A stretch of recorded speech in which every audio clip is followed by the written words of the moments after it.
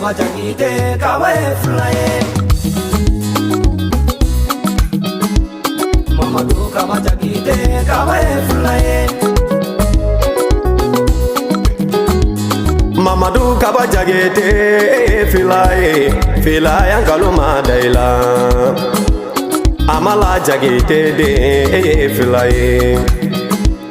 Aminata Konare de Chainte Korobola. Abdullahi Balema, Yusuf Balema, Kabaye Waraye. Charno Balema, Amusa Balema ke Kababe Nale. Aja Balema ke, Jonguna Balema ke, Eni Juru Kaka. Sarandum ya furuga Mamadou Kabayo.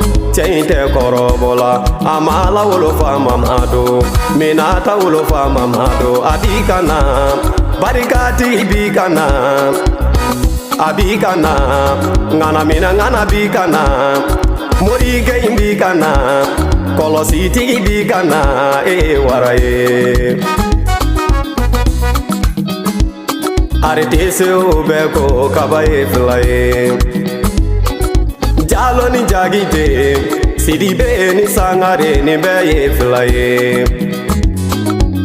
Bogotoro ni Bogu Jense Koni Efi Mae Nono Kenana ni Ataka Bala Fila Dode.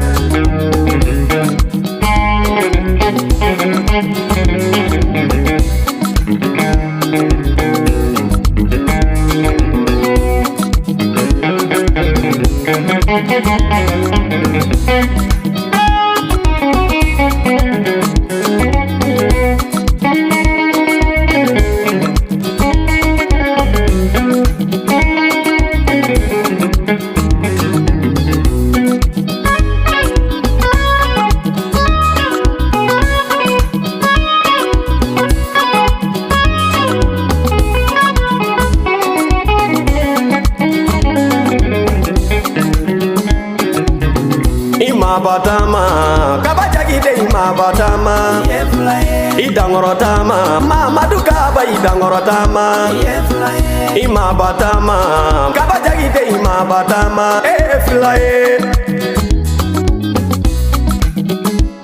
Befla kamalon kofi, monu yete yake, umasira, umatamakia uyete yake, kasora katuda. Mamadou Kaba Diakité, Kaba Eflaye. Flaye. Umarula samadona ya kileke mwakuye flaye. Samayana basi dunya kileke mwaye flaye.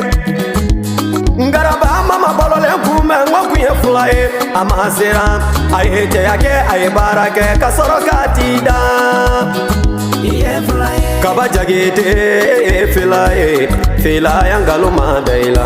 Misitigi Angaluma Daila, Sagatigi Angaluma Daila, Nono Tigi Angaluma Daila. Doye Filaye ote were tigi, Kabaye Filaye were tigi.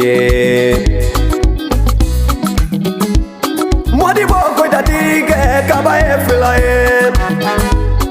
Solita tige Kabaye Waraye. Mamadou saluteri ke Kaba binale. Ahmedi Bataga teriga Kabaye Waraye. Sagale no mogo kanumba, kote diri kanumba, Sebuba tarawele Kabaye Woroye. Ima batama, Mamadou Kaba ima batama. Idangorotama, Kaba Diakité idangorotama, Waraye.